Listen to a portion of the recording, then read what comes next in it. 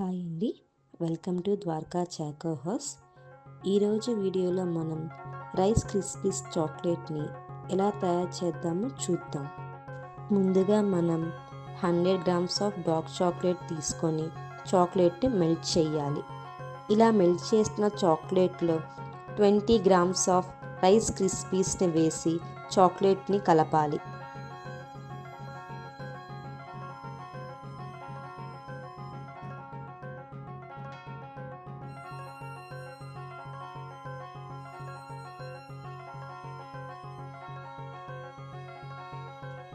ఇలా కలిపిన తర్వాత ఒక చాక్లెట్ మౌల్డ్ తీసుకొని చాక్లెట్ని ఈ మౌల్డ్స్లో పోసుకోవాలి.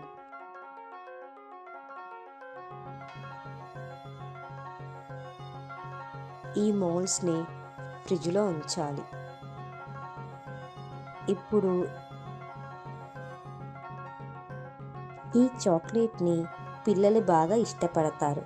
ఎందుకంటే ఈ చాక్లెట్ తింటూ ఉంటే క్రంచీగా టేస్ట్ బాగుంటుంది.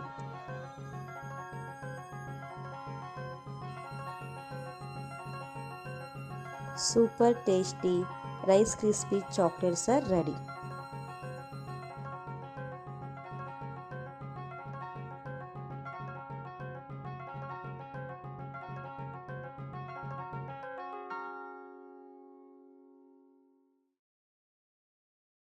Thanks for watching. Please subscribe my channel.